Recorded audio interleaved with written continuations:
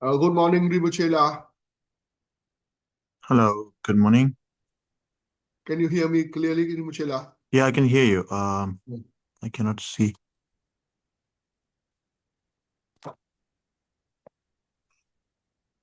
Can you see me? I can't see you. I only see I think, Yamantaka. Okay.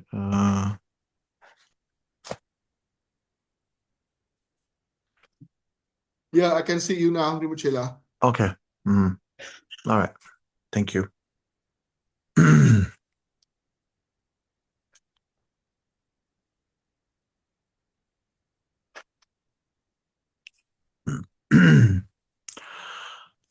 Okay.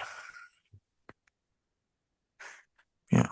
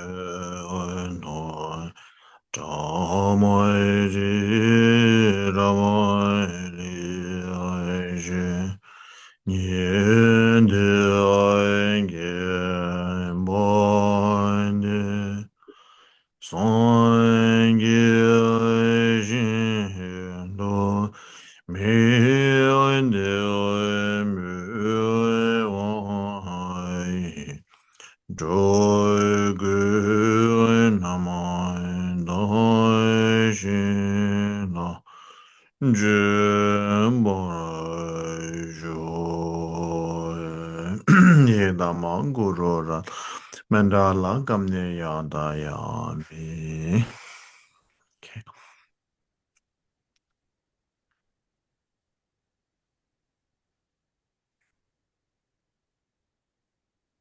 Yeah. Okay. So welcome back. And so in the last session, we covered about 10 verses, more or less 10 verses, um, basically talking about the futility of samsara, why samsara is so uncertain and non-dependable, and so on and so forth. So which we will pick up from there. Yeah. So so we covered up to verse number 77, right? Then oh sorry, Last time we 80, finished 76, rinpoche. 76, right. Yeah, Now we start from 77, right? Yeah, yeah, yeah. 76, that's where we left. So basically, 76, yeah. So it's just a repetition of we are born in the God realm, which is the highest of the highest, and you're born back to hell realm to suffer. You are born as a king, then you once again return as a beggar. You are born as the most powerful person in the universe, and then you come back as a tiny insect, and so on and so forth. So basically, it's a comparative study, sort of. Like in samsara, basically, you go to the very top, and then you come back to the very bottom. So it just keep happening and happening. So one time you think you are at the top of the hill, top of the mountain, but then you don't stay there forever. You come back, and when you come back, you just start from the bottom. So this is the very nature of samsara. That's so from verse, I think verse number 16. So the previous verses that we covered are all talking about that. It's a comparative study on the tops and downs of samsara. Now I will read the Tibetan 심진 예버를 제바 죄남라 양수 티나랍도 차왔던 둔좀 무변 남의 라소베 녀완남 수다도 동의줄. So that's verse number 77. For beings who indulge in evil deeds, there is constant pain in these and other hells. These meaning the reviving hell, the black line, and intense heat, and crushing, screaming, torment unsurpassed. So these are just a name of the 6 extreme,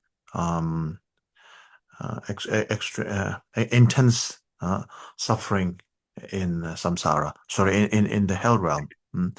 So there is the 18 realms of 18 divisions of hell realm. So within the 18 division of the hell realm, these are the most notorious one. And they just Nagarjuna just pick up those lines, those the most crucial, the most excruciating, painful hell realms were pinpointed here. So this how we jump to this part is that we all want to be born in the in the heavenly realms, in the God realm, all this and that. So there are in some of the books, it also mentions about the benefits of being born in the paradise, in the pure realm, and etc. like that. And this particular topic, it's talking about the downfall of samsara. So we are reflecting on the negative side of samsara, negative side, which is we just talk about in samsara, there is the top and there is the bottom. So the top is something that we always wanted to go. And then the thing with samsara is the top of samsara, the tip of samsara, the summit in samsara is not everlasting.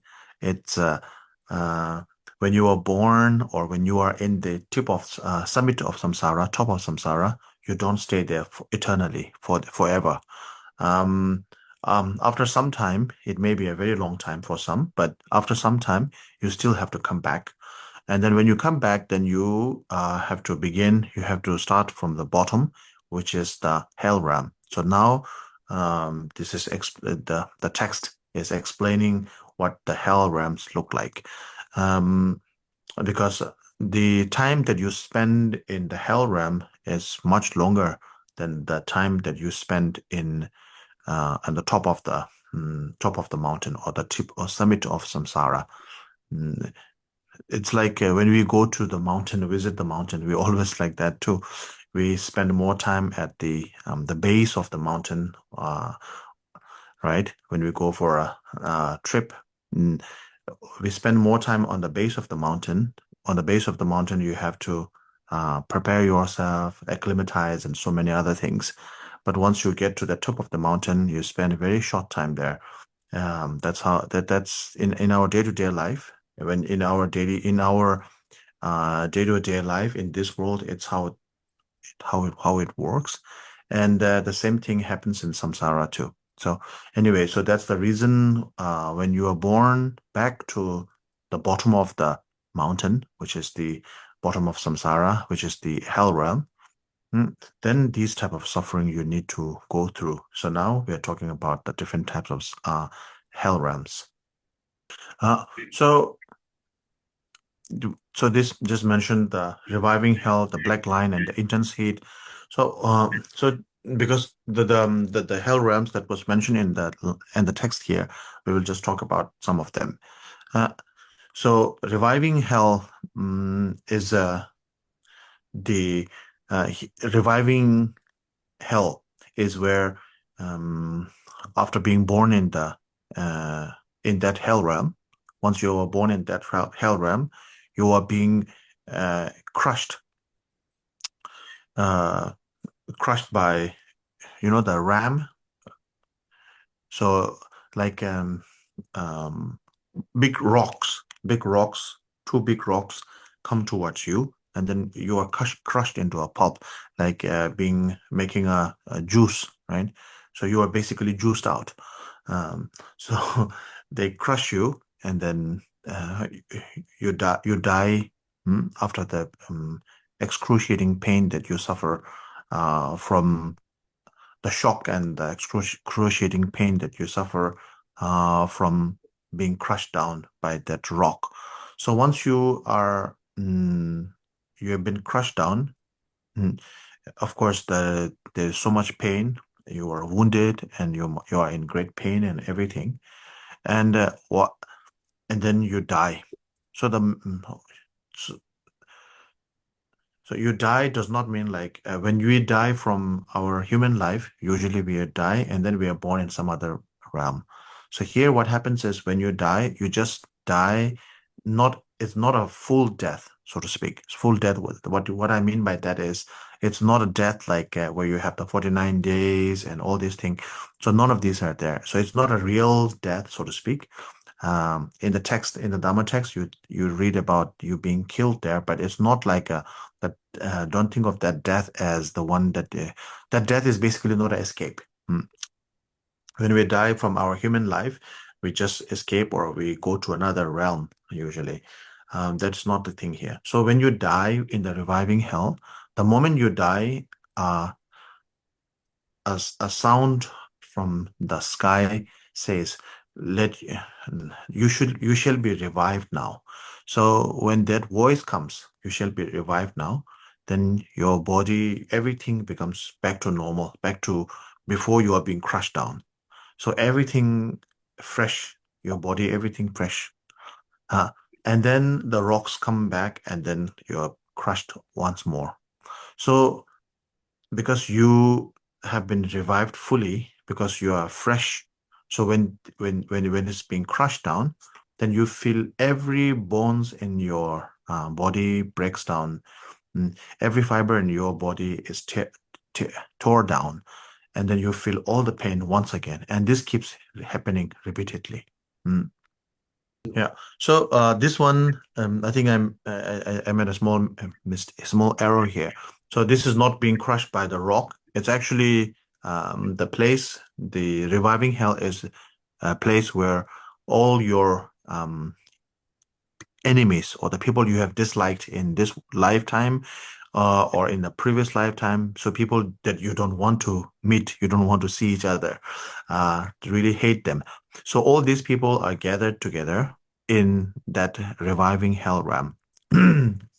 So to begin with, the base, the ground on which you are standing is already burning ground. So just by standing there, there's so much pain, constant pain, just by putting your feet on the ground. Uh, uh, and then, but even though there is so much pain to step on the ground, but once you see your enemy also there in that hell realm, you hate them so much. And um, so when you see your enemy there, then you don't want to make him, you don't want him to survive. You don't want him to live. So no matter how much pain there is on your feet, by stepping on the ground, you, uh, without minding about that, you just rush towards your enemy, and then keep fighting with them. So uh, there are a lot of weapons on the ground too. In the reviving hell, there's a lot of weapon, so that you use the weapon, the knife, the spear, and the arrow. You use those knives, the weapon, to attack your enemy. So you attack your enemy. Your enemy also thinks the same of you. Uh, your enemy also is in much pain by stepping on the ground, but then they also want to attack you, and then they attack you, you attack them, you keep attacking each other, and basically you kill each other on the spot. And once you die, then the voice comes from the sky saying, "Okay, may you all be revived," and then you are all revived, all fresh, all strong, and then you keep fighting like this. So this keeps happening like that. So this is the reviving hell, and it's part of the eight. It's part of the eight burning hell. So there is the eight burning hell. There is the eight cold hell, which is 16, and then there is the ephemeral hell, and then there is the nearby hell. So that makes up 18 types of hell realm. So anyway, so this one, the reviving hell, is one part of the burning hell, the burning one. So there's the burning one, hot, and then there's the cold one. So it is said that the lifespan, okay, the lifespan of that realm, it is said that 500 years, 50 years in the human life is equal to one day in um, the 50 years in the human life is equal to one day in the lowest god realm, which is called the Gyajin Rikshi. The four guardians, the guardians of the four direction. So, so when you are born in the guardians of the four direction, that is the lowest of the heavenly realm. So one day of the four direction, the guardian of the four direction, one day in the guardian of the four directions realm is equal to 50 years in the human life. Okay.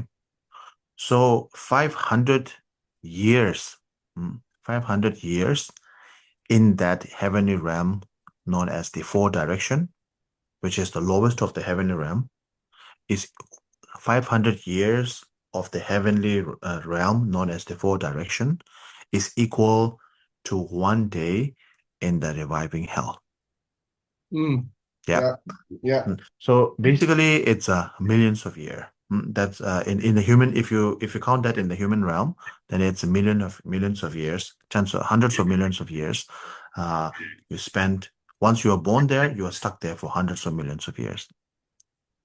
So that is the life of the reviving hell. So the next one is to talk about the black line. So black line is exactly what you're thinking. They mark your body with a black ink, like make measurements. Okay, on your limbs, like, okay, cut this and like mark the shoulders, mark the arms, mark the legs, mark the upper body, the lower limb, etc. So they just mark your body with black paint or black pen. So different markings were made. And so after so once they mark your body into different pieces, then they cut you into different pieces. After your body is marked into different parts, then they were sliced into different pieces. So so just like the reviving hell, the most painful thing about the hell realm is that once they cut down the, let's say, the shoulder, the arms, right? The arms are cut off, and then now they are cutting your legs. So when they are cutting your legs, the arms come back, the shoulder come back, and then they cut the shoulder. When they cut the shoulder, the legs come back. So they spawn back, they respawn very fast. Like a lizard, when you cut the tail of a lizard, it grows back, but it does not grow back instantly, right? But here it grows back instantly. So then it's being cut down. So every time it's being cut down, you feel as it's being cut down for the first time. So there's intense pain. And then the lifespan is before it's the 500 years of the four direction God. Now it's 1,000 years of the four direction God. So 1,000 years in the four direction God equals to one day in the intense, the black line hell realm. Then the intense heat. Okay, then the crushing is what I mentioned. The first thing, you're being crushed between two rocks, like a make juice. That one, the same. Then once it's the same thing. Once you are being crushed, you are revived, and then you come back, keep coming back, like that. So you have a near-death experience. You don't really exactly die, because when you die, then you have to be born in some other place. But you almost die. You basically feel unconscious, unconscious, fall unconscious. Then you revive, and then you go to you're being crushed again, and then so every time it's being you feel the pain every time you crush, every time you are cut, it grows back, and then you have to go through the suffering, like you are suffering you are being cut down, you are being crushed down for the very first time, like that. Then the intense heat is basically you are made into a human barbecue. So they put a big stick uh, from your bottom, and then comes out of your head like you would do with the pig or the chicken. So just same like that. Basically, they put a pole, they put a stick in your body from the bottom to the top, then burn you, and then keep making you a barbecue, making you into a barbecue like that. And then you're being constantly burned, and then you're being burned and burned alive until you die or you feel unconscious. The moment you die, then you don't really exactly die, you just feel unconscious, almost die. So after that, they revive you again, and then you have to go through the pain once more, like that. That is the intense heat. Then, uh, then the what is the next one? Uh, Reviving, hell, okay, crushing, and then the screaming, right? Mm. So basically, the screaming is where people are all locked up in an in a metallic house. It's like being cooked. When we cook mm, when we cook chicken, or when we cook maybe basically the animals that we eat, when we cook them, similar. So our we are also being cooked in a big pot. Uh, and then because we're cooked alive, mm, we are burned alive, then we scream. We keep screaming and screaming, and then we keep screaming because there is no, like when we cook something, when we cook something on the pressure cooker, we cover the lid, and then we seal it off. So, for example, if you are born in that thing, then you feel like, okay, there is no escape for me. There is no hope for me. Whatever I do, I'm done for. You become hopeless totally. There is a physical pain. At the same time, mentally, you are you have lost all hope, hopeless like that. So like that, uh, when you're born in the screaming hell, that's what happened. Uh, then you feel as if there is no hope, there is no way out, no escape, nothing, and you are not screaming for help. You are screaming out of mm, desperation. You are screaming because there's nothing else you can do. You're not screaming because you think someone will hear you and help you. You're just screaming because that is the only reaction your body can give, like that. So that is the screaming. So then the unsurpassed hell, is that what it's called?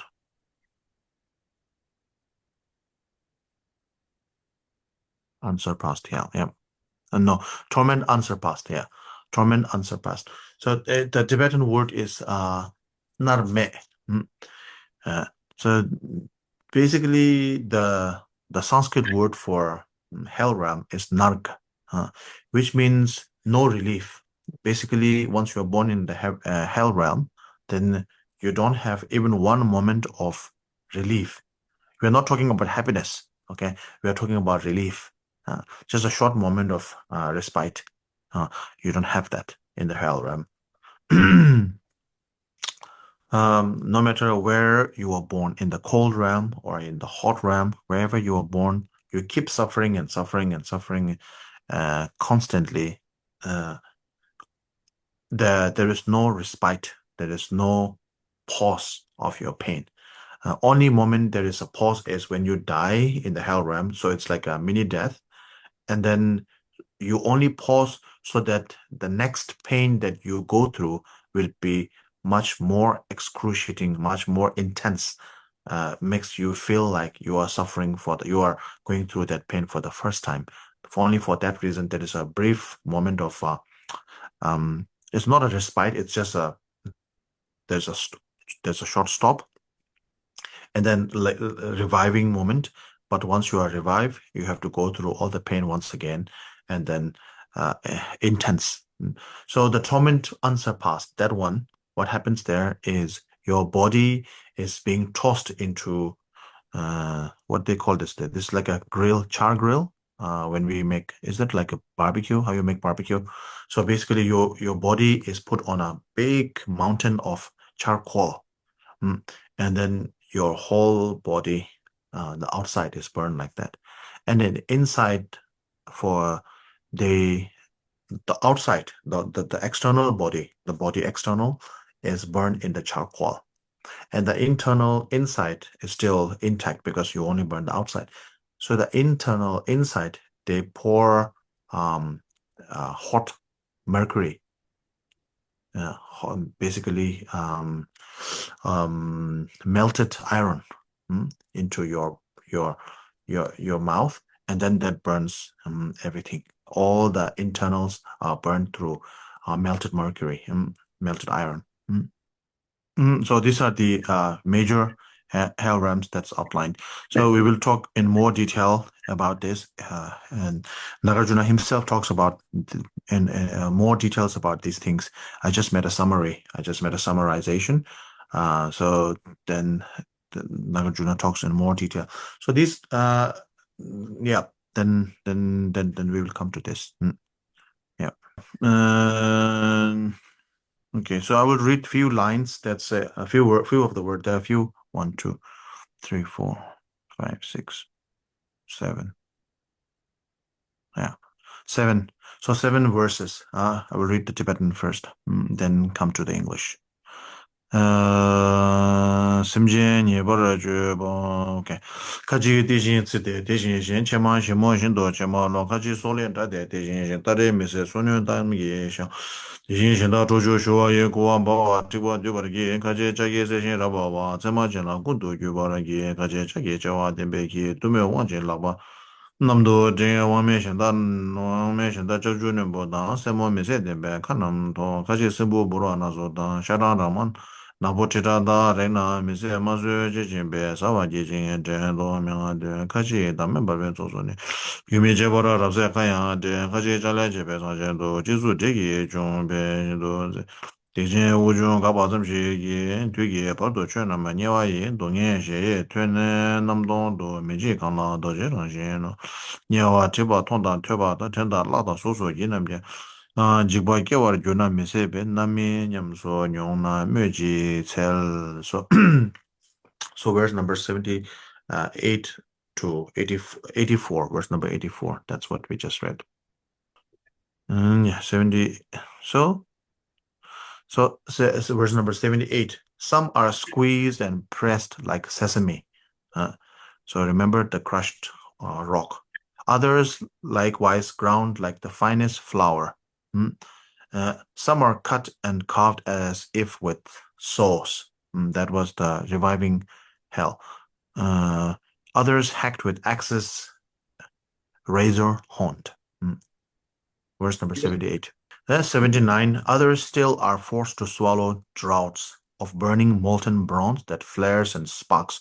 That's the burning hell. So you have to you are forced to drink molten lava. Sorry, the melting iron. Yeah. Some impaled and threaded onto skewers, like a barbecue, barbed and fiercely blazing stacks of steel. So then some people, because the pain that go through is unbearable, and then some people, despite all the pain, just like everywhere else in the human world, they try to escape the hell realm. In the human world, even if it's a very maximum security prison, sometime by bribing the guard and this and that, you can escape the prison. But the hell is not like that. You cannot bribe the staff there. So the people called there are people that is known as the staff of the hell realm, the staff. So it's like the prison guard. and then they have dogs and they have other weapons and everything. So when people try to run away, escape, then they are run down by savage dogs with iron fangs, or basically they have fangs that are very strong, very powerful, very sharp, which will rip to shreds. Your body will be ripped to shreds. So just I will read it. Some whom savage dogs with iron fangs, some whom savage dogs with iron fangs will rip to shreds, in dread throw up their hands. So they give up, like when you arrest someone, they say hands up, right? So they dread they throw up their hands, and others powerless are packed by crows. So once they have been attacked by the dog, the dog shreds the body into pieces, but the dog doesn't really eat all of your body because there are so many people dead there. So the dog is also not hungry. So they just in its playfulness or in its excitement, the dog rips your body apart, but the dog is not eating. Uh, and you are not completely dead. And then the crows come, the crows soaring. The crows will eat the leftover of your body. And you are not dead yet. So when the crows are picking your shoulder or your stomach or eating your intestine and this and that, you see the crows eating them. You feel the pain, but you are helpless. Remain helpless. So, and others powerless, helpless, and others powerless are packed by crows with sharpened beaks of steel and razor claws. Hmm. And then what is left by the crows? So the big one is torn by the dogs, and the smaller ones are eaten by the crows. So even for the thousands of the crows, there are so many dead bodies there. So the crows do not clean up everything. There's many small parts of your body still left there, and these are actually ate by the worms. Mm. The worms come from the worms born out, the maggots and all the other worms that come from your body. They will eat up your body. So basically, you are being cleaned out, so to speak, like that. So Yeah. so let me just read the some there are who roll about in wail, devoured by worms and multicolored grubs, 10,000 buzzing flies and bees that leave great stings and bites unbearable to touch. So verse 82, some in heaps of blazing red hot coals are burned without a break. So like the barbecue, like the grill, their mouths agape. And some are boiled in cauldrons made of iron, cooked like dumplings. That's the intense heat. Cooked like dumpling, heads turned upside down. So there's a question, how these sufferings happen and to whom this suffering happen. Mm. Reflecting on, uh, does it happen to, mm, um, like which type of person that happened, and then when it happens. So the very instant, so that's where the next line comes, verse number 83. The very instant they cease to breath. So basically, when you die, when you cannot breathe in or breathe out, that means you are dead. So very instant that they cease to breath, and the wicked taste the boundless pains of hell. So who are the one who are born to the hell realm? It's the wicked. So wicked means here the wicked is the one who has committed sinful action, negative karma. Hmm? Based on the level of negative intensity of your negative karma, you'll be born in different variety, different level of hell. The 18 level of hell realm, you'll be born in them there. And he who hearing this is not afraid. So when you hear all this, when you hear, which right now we just talk not much detail. When you read the Lamrim books, the Lamrim entails all the hell realms in great detail, talks about that. So when you listen to all of this and you're still not scared, you feel like, this is maybe just some mysticism, maybe the the Buddha or the teachers, they're just trying to scare us, right? They're using the fear tactic. So they're just trying to scare us so that we will prepare we will behave in front of the Buddha. We will not do something negative because we will be afraid. If you think like that, the third line, yeah, and he who hearing this is not afraid. If you after reading about the hell realm, you're not scared. You're not scared. If this is real, you will be scared. If you see your brothers, your neighbor, um, um, like burning in the other building, other room, of course you will be scared. You will try to help them out. You will run, or whatever you will have to do, you will do. But when you read about this on the book, you feel like, maybe this is afterlife. Who knows what happens in the afterlife? I don't think so. Basically, you don't believe. You have no faith. You have no faith in this. If you don't believe in that, then a thousandfold is truly diamond heart. So basically, what that means is if you don't believe this will happen to you, then 1000% time this will happen to you. That's what it's saying. So because if you don't believe this will happen to you, then you will not prepare for it, right? Uh, then you will not prepare for it, and then when it comes to you, the pain is much more intense for you.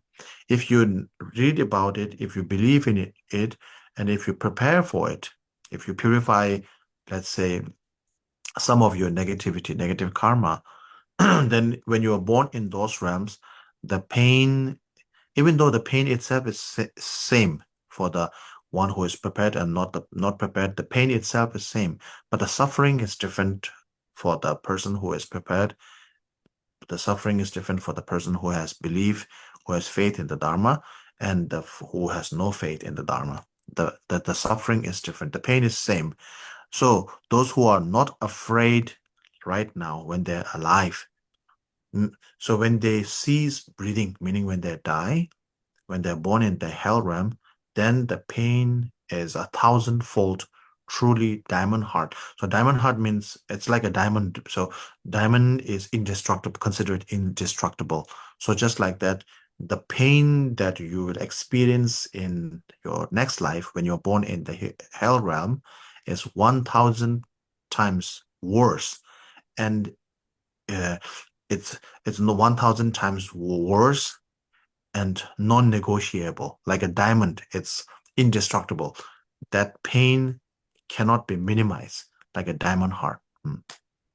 So then the last verse that we just covered, I just read, in simply seeing pictures of the hells and hearing and thinking and reading of them scarce, or making sculpted figures, need we say how hard to bear the ripened fruit will be? So just by hearing about this, or maybe the in the Wheel of Life, the Sipakolo, you may have seen in some of the temples outside the Wheel of Life, you see the hell realms.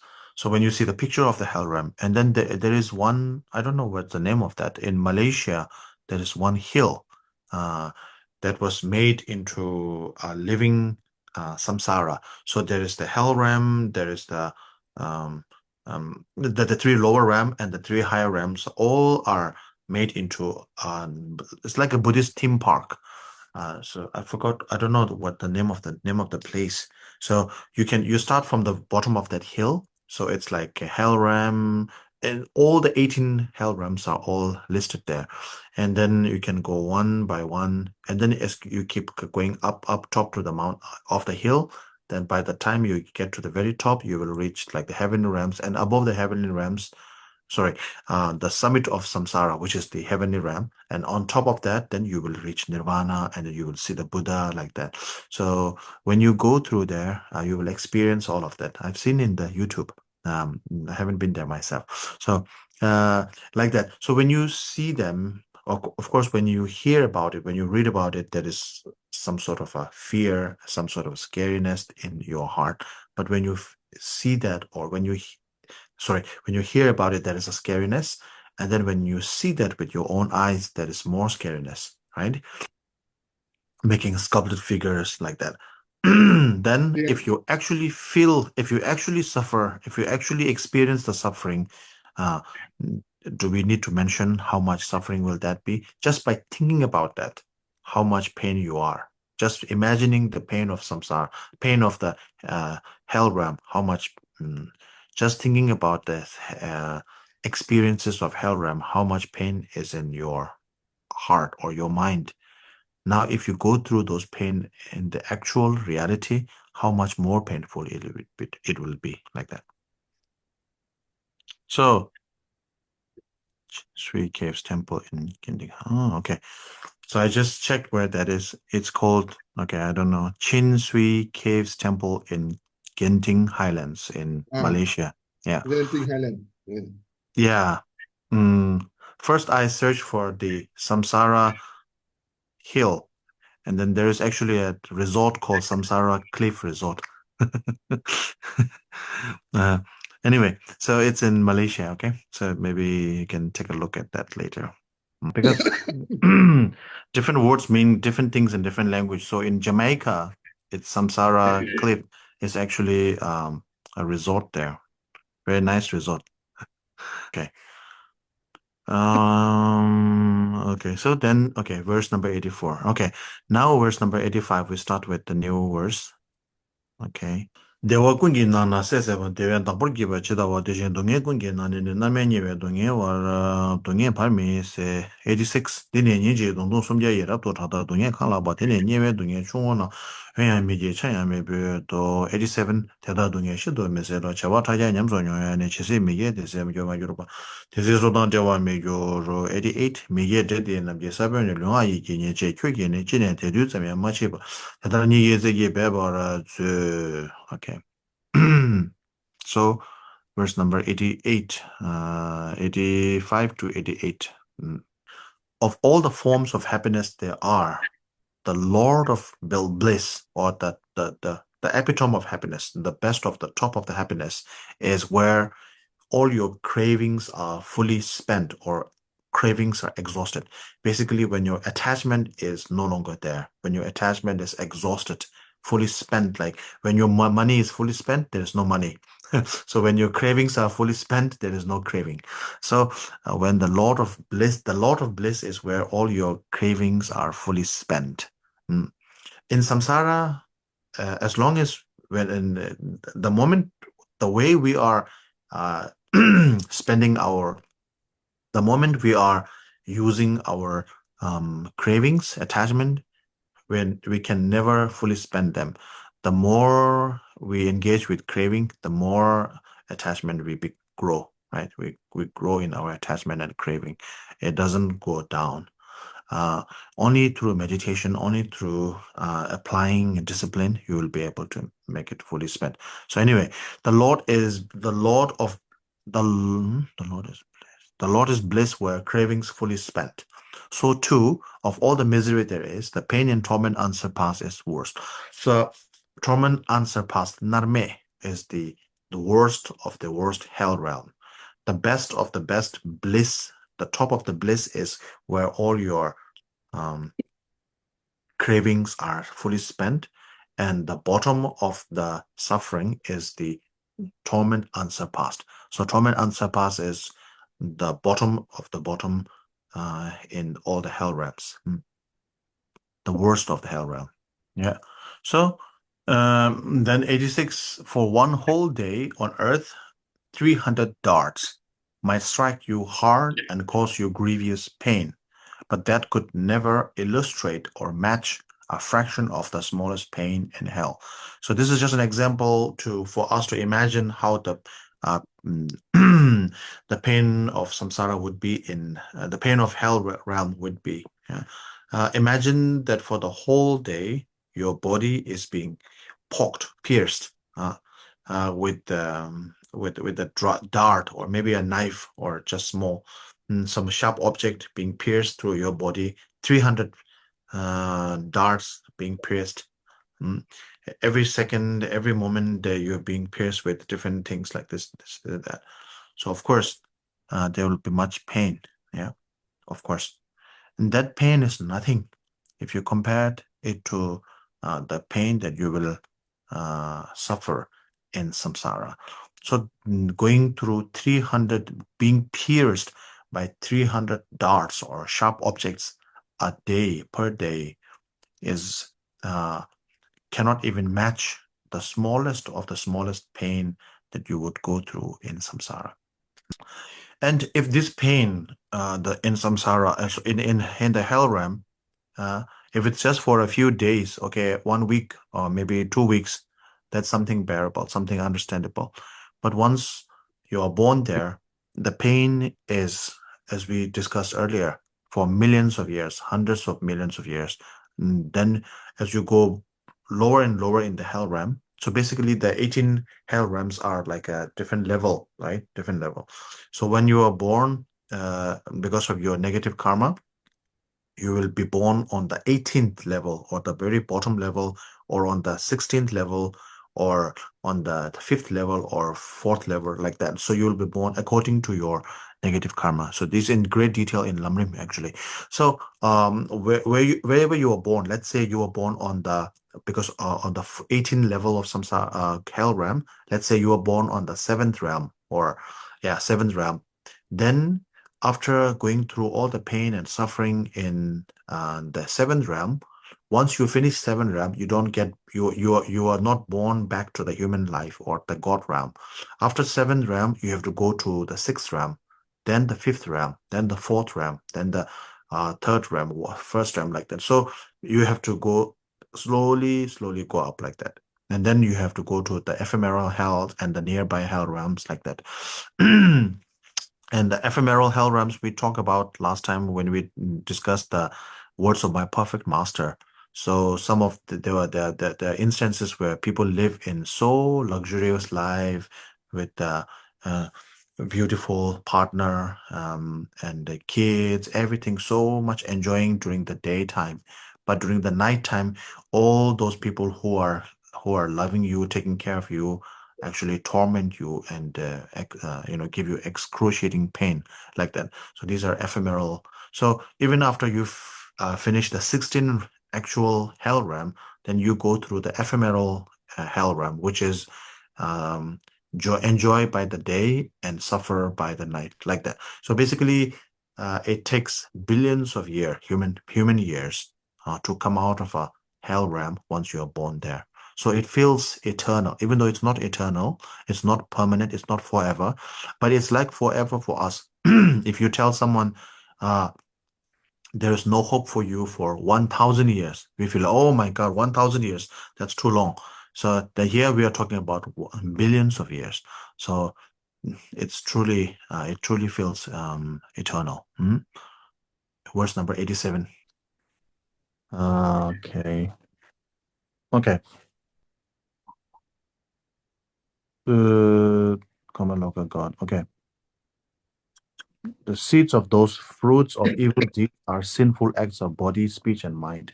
Work hard, therefore, and master all your skills to never stray a hair's breadth into sin. So the suffering that you've been through, you go through is due to the negative karma committed by your mind, body, and speech. So make sure that your mind, body, and speech always stay pure, n- not stained by the 10 negative deeds, by the 10 negative deeds, 10 negative, the 3 negative thought, the 3 negative physical action, and the 4 negative verbal action. So don't make your actions, physical, mental, and verbal actions pure, so that you will keep away from this suffering. For animals, there's multifold distress. Okay, so this is up to here. So 88. This is up to here is the hell realm. So from then 89 starts the animal realm. So as I said earlier, so we start from the the bottom, the hell realm, the animal realm, the hungry ghost realm, etc. Like upwards, like that. So mm, so in order to understand that in great detail about the 18 hell realms, we need to open books such as the Lamrim, which is not just creatively imagined by Tsongkhapa, Lama Tsongkhapa, but actually sourced from the sutra by the Buddha himself. So then by reading on the books such as the Lamrim, also Lamrim is the by Lama Tsongkhapa, but then there we also have the Words of My Perfect Master, which we already read earlier, that Pedro Rinpoche, right? And even in that too, the 18 hell realms are outlined as well.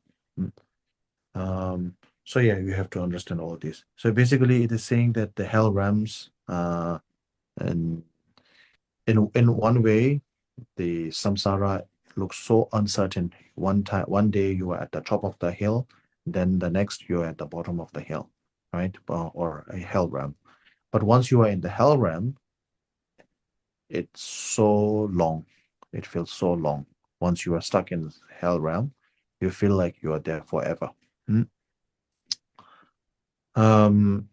Like when we go through suffering in our in this world, in the world that we live here, when we're enjoying something, time seems to go very fast. But when we are suffering, even one day, even 1 hour seems so much painful, like that. So the pain, like that. Yep. So this we will conclude the teaching today for today. If you have any questions.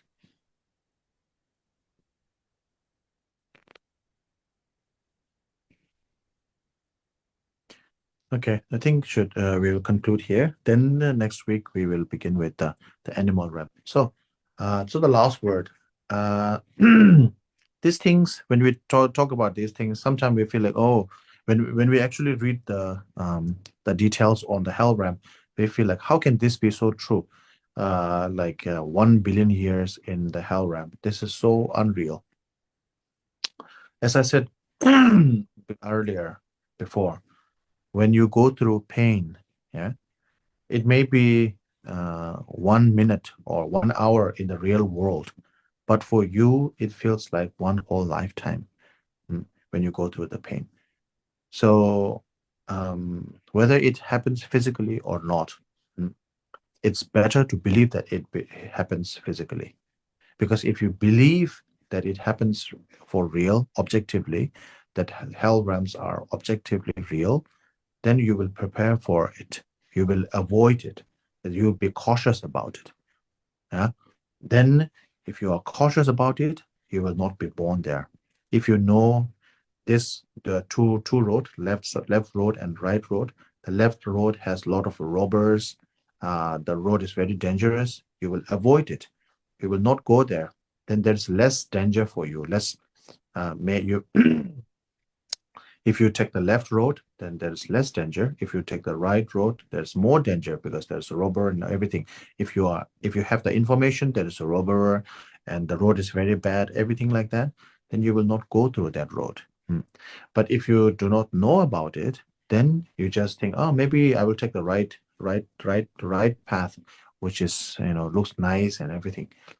So by avoiding, by having a belief in the hell realm, you will avoid the negative karma, which is the seed, which is the cause to be born in the hell realm. Yeah, and that will help you a great deal.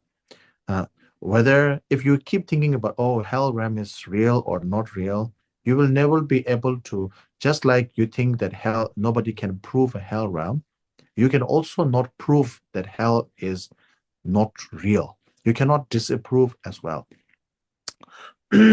Like something, some things you can, if something that is let's say you can see with your naked eye, tangible like this, then you can say, oh, I have a phone in my hand.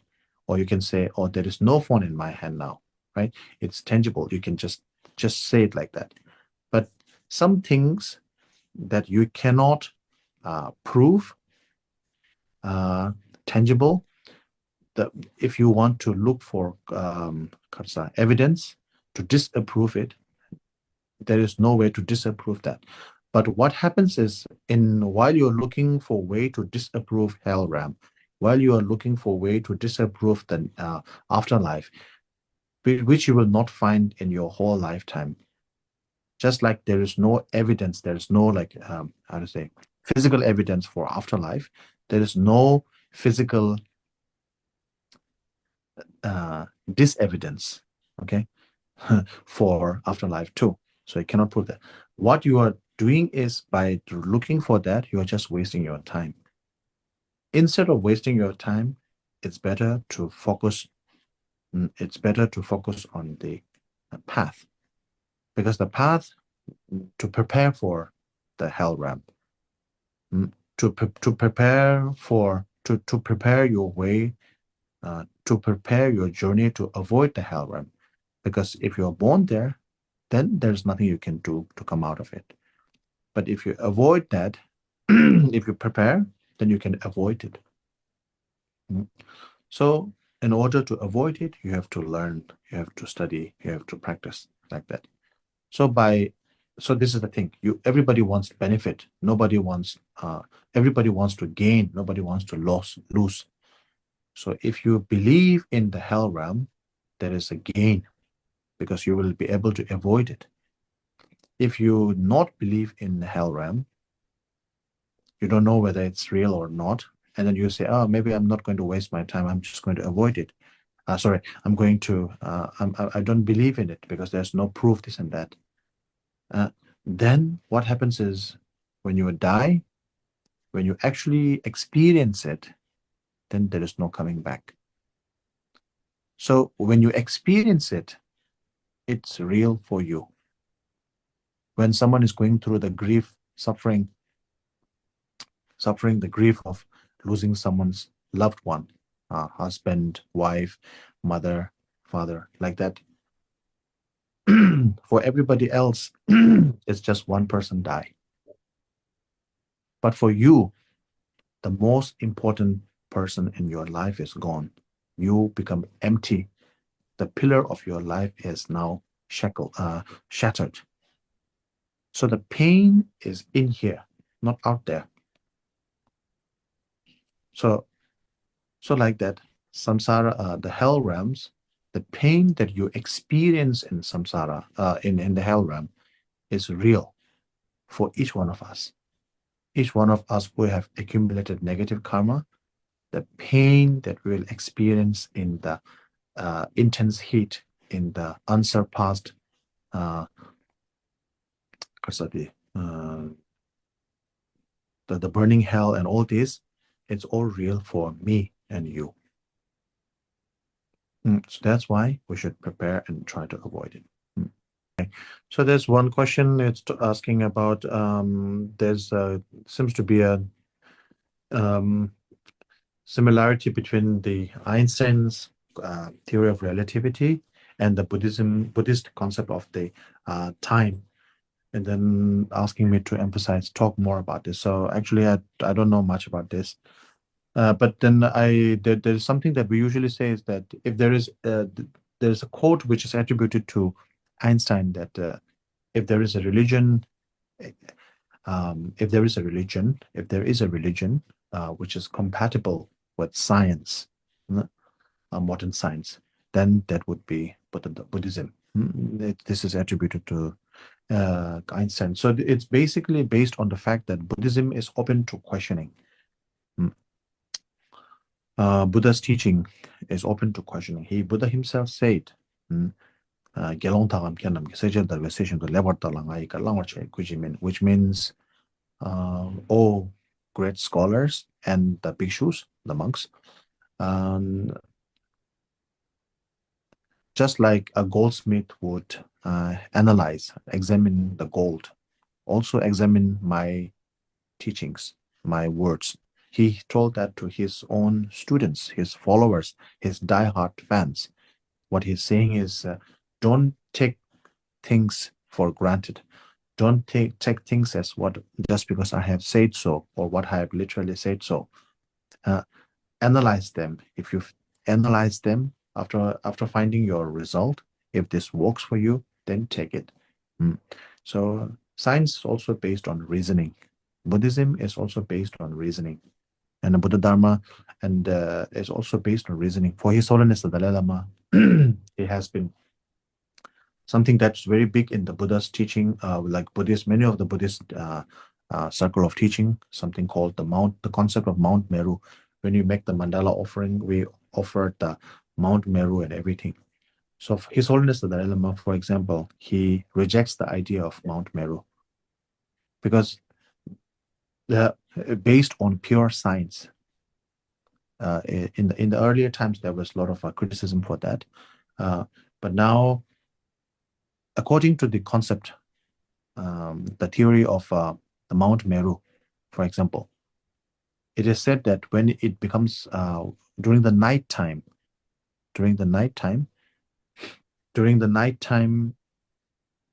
no, sorry, not during the night. Yeah, during the nighttime, the sun is going behind Mount Meru. So when the sun is going behind Mount Meru, darkness is cast on our side, and that's when it becomes nighttime, like that. So His Holiness the Dalai Lama's reasoning is, if we can see or experience the shadow of Mount Meru, which is darkness, which is nighttime. So according to the Buddhist cosmological concept of Mount Meru's shadow can be experienced, because when it's nighttime, that is when the sun is setting behind Mount Meru.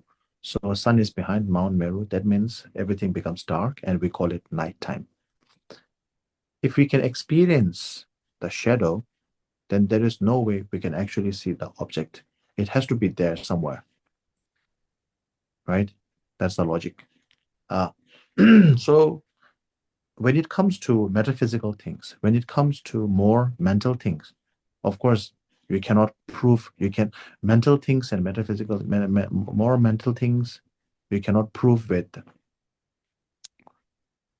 physical. You don't require physical proof for mental things. For example, what I'm thinking about, you cannot prove just by looking at my face, because it's mental. You don't need evidence. You cannot find evidence. You may, but usually it's hard to read someone's mind just through the face. But physical things need physical proof. If Mount Meru's is there, and Mount Meru's shadow can be experienced, then Mount Meru also should be, how to say, the visible, or should be traceable. But Mount Meru cannot be traced. So basically, His Holiness the Dalai Lama rejects the idea of the Mount Meru as a whole. And you will find many Buddhist books talking about Mount Meru. It's then the way His Holiness explained, so it will take a very long time for me to explain the whole thing. So things like that, because His Holiness analyzes, when it does not sit with the logic, that he rejects. And this is what a Buddhist should be doing. His Holiness talk about 21st century Buddhist. 21st century Buddhist is basically a Buddhist following the Buddha Dharma, but also equipped with updated modern science and modern knowledge. So from the modern knowledge, we have seen the moon. We know that it's been a very long time, that we also know that the earth is circling the sun, not the sun circling the earth, etc. So all this has been proven with physical evidence. If you still hold on to your age-old idea, dogma, then it's being very stupid. It's like your enemy is your enemy has just come right in front of your door and knocking on your door. You just close your eyes and see, oh, I cannot see my enemy, so my enemy is not here, like that. So like that. So Buddhism is pure logic, pure reasoning. For physical objects, you need physical evidence. For mental objects, you need mental evidence. Yeah. For everything, there's need to be evidence. It's evidence-based. So therefore, there is similarities between.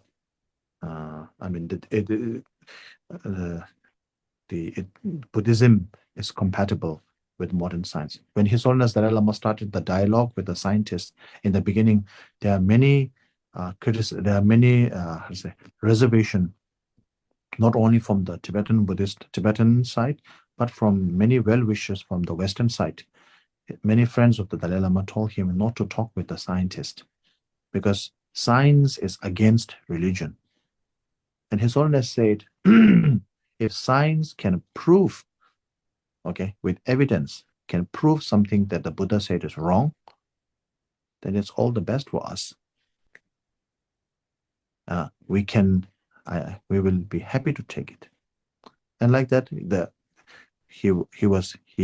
that, he rejected the idea of Mount Meru and so on and so forth like that.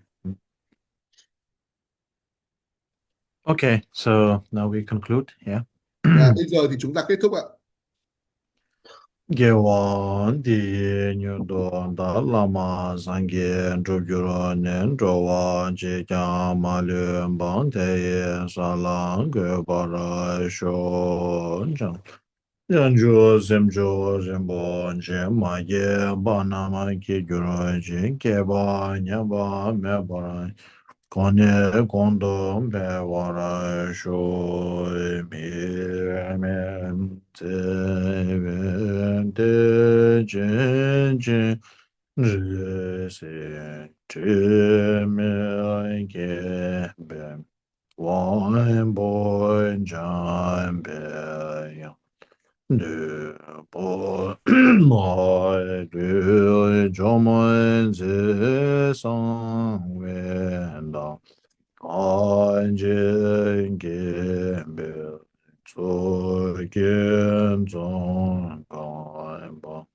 Loim Sain Time Be Shai Lai So Wan Dim Loim Sain Time Be Shai Lai So Wan Dim Dembe Nimbo Zembe Benga Shin Nama Do Yu Gun La Chang Ju Be Lob Sang Chue Ge Kyam Zo Cho Gun Do Denge Jordan Damba Sa Wan De. Thank you, Rinpoche La. Thank you very much, Rinpoche La.